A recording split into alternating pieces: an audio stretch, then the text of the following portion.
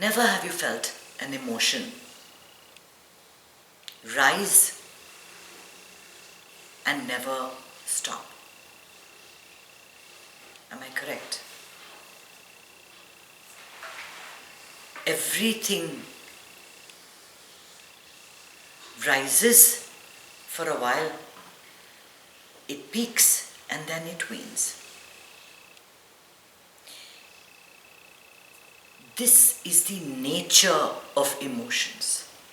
They rise in our body as sensations.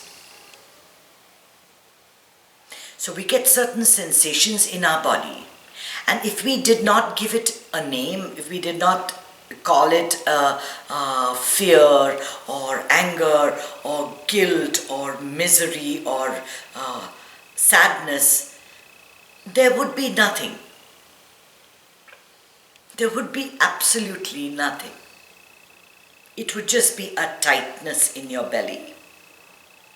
That feeling that we call jealousy. A tightness in your heart, the one we call fear. A tightness in your throat, the one we call grief. Right? Everything is a sensation in the body, and if left, nothing happens. Guilt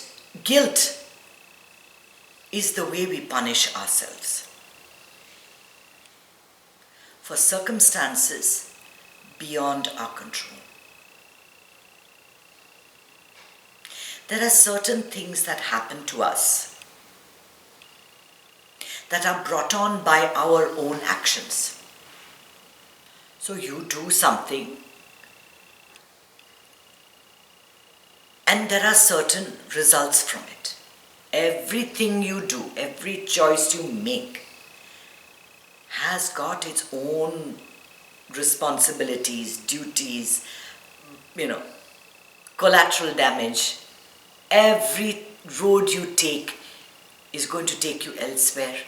If it says 4 exits on the highway to Coral Springs, you take one exit, you'll get into an oil spill and your car will go into a complete spin and you might hit something. You take another exit and you might hit traffic for 2 miles. You take the third exit and there may be potholes that ruin your car. And you take the 4th exit and you might reach home in 1 minute. But before you take that exit, you have no idea what's going to happen. All 4 exits take you home, and then you pick one. But when you pick whatever you pick, you got to stay with it and say yes to the consequences. When you feel guilt, it's because you're saying, no, this should not have happened. No, I don't like this for myself or for others.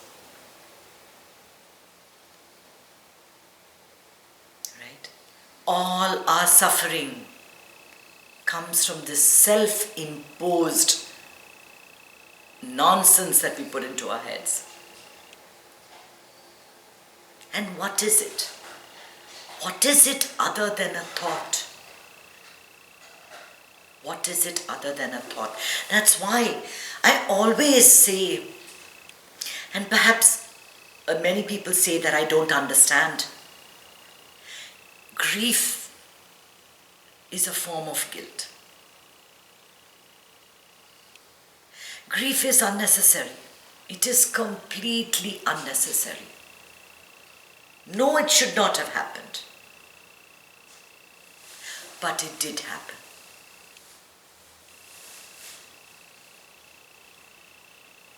It should not have happened, I agree.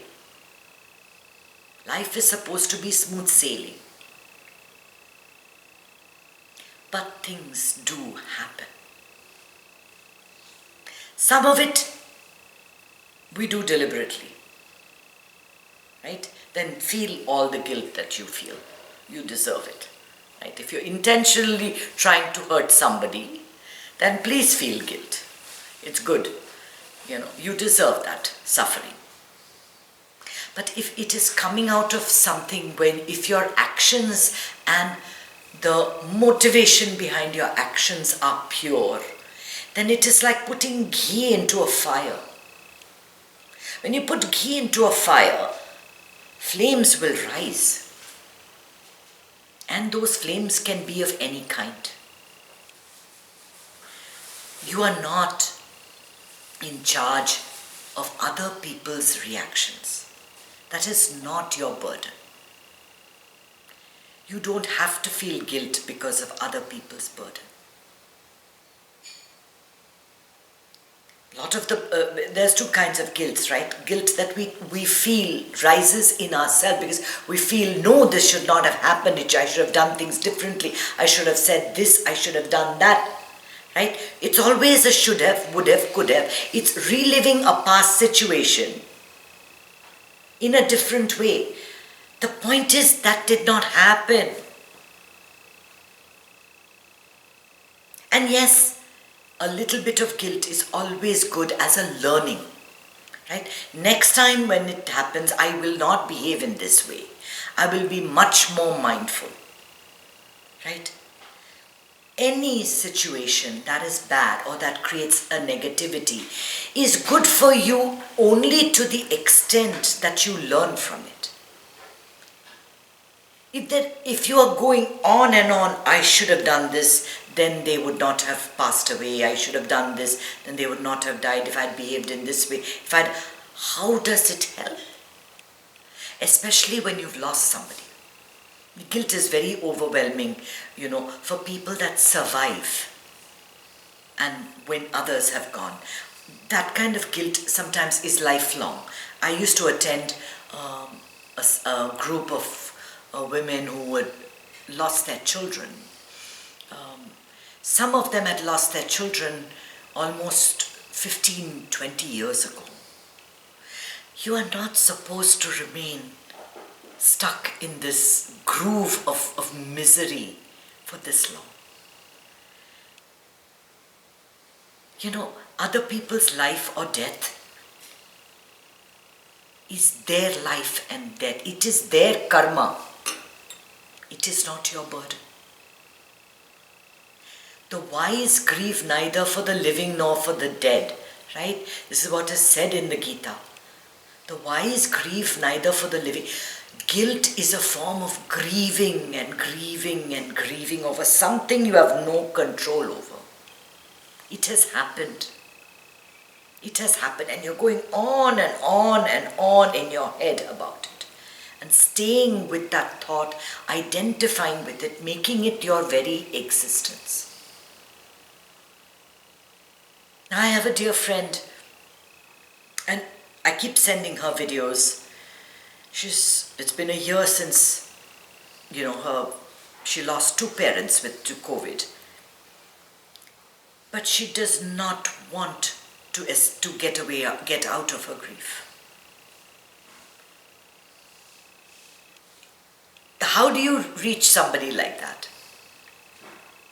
How do you reach people that want to be miserable, that want to feel the guilt of being alive when someone else is gone?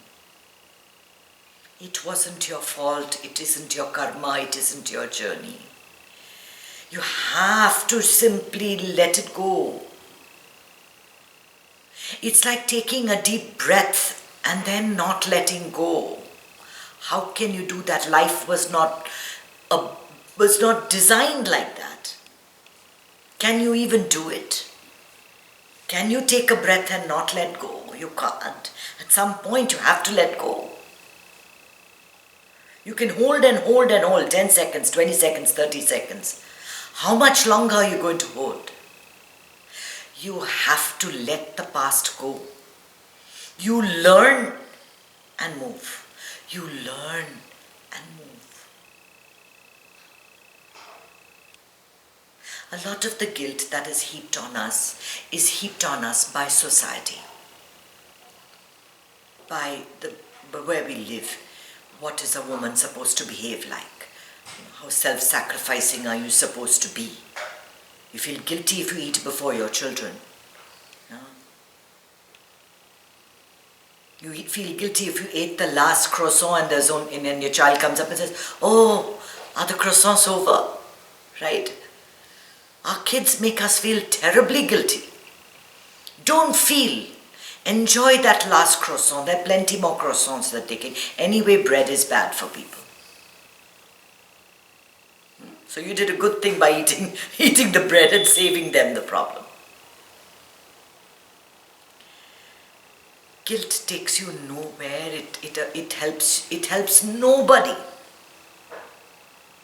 It makes you miserable, and if you are miserable, everybody around you, it spreads like a perfume. Everybody around you is going to be miserable too. We don't need that. We don't need that. So feel the guilt. Feel the guilt. Whatever you feel, feelings, I'm not denying that they rise in you. Let it rise. Feel it fully. And then let it go.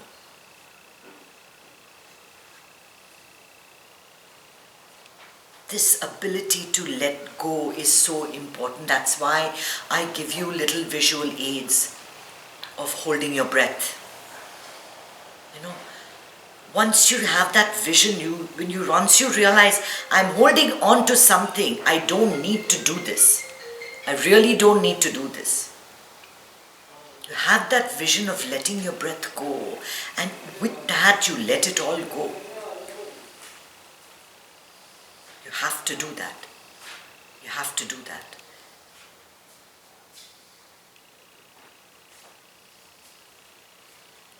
Change your yes.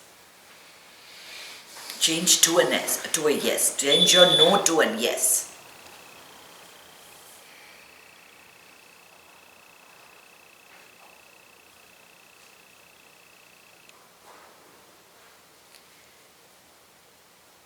You always feel that I made a mistake.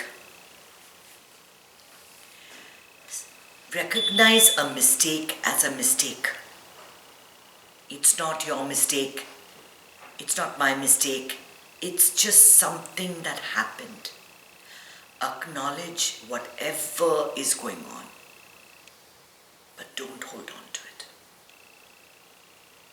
Holding on to it is your way of punishing yourself for something that most often is out of our control. And it can terrorize you. It can terrorize you for a great portion of your life. I should have done this. I should have done this. But you didn't. She told me it would happen. I should have done this, right? These things play on our minds. It is so important to recognize thoughts, so that today when we sit in meditation, we'll do it differently. We'll sit and we'll do nothing.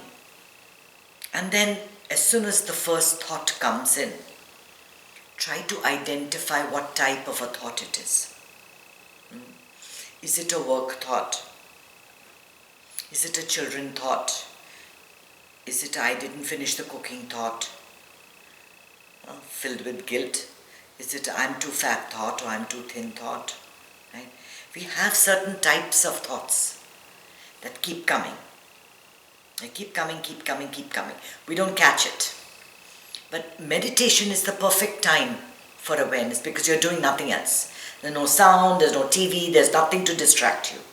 This is the whole purpose of meditation. Anybody asks, what is meditation? Meditation is sitting and observing your thoughts. So when you sit, the first part of meditation, already body is relaxed. Sit comfortably with your back straight, right? I've said that. Already you've got, okay, everything is already relaxed. After a few seconds, something will buzz on your phone saying, oh, that message should have come through, right? You identify the thought that's coming.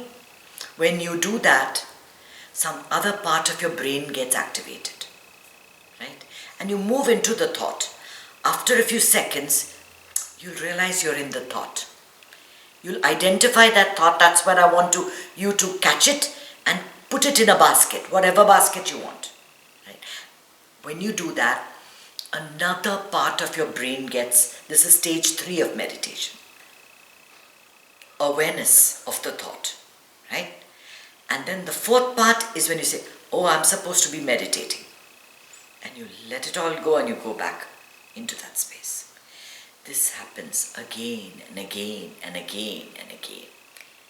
And I don't want to cast aspersions on anyone, but I don't find there's not a single person in the entire world that can go through an entire meditation without a thought. Okay, they're sleeping. Those ones are sleeping. They don't know about it. Right? If you are meditating, there will be thoughts. But what happens? The clear meditations are the ones where you are able to catch, analyze, and release, and get back. Catch, analyze, release. Slowly, as you practice this, the gaps increase. So right now, in the beginning, when I'm asking you to become aware, maybe 2, 3, 4 thoughts come. I'm not going to guide your meditation. This is your own meditation. Okay. So you're going to find, oh my God, so many thoughts are coming. As you keep practicing this, it widens. You're able to slip in for maybe 30 seconds more, 40 seconds more, 1 minute more. This is what meditation is. This is the practice.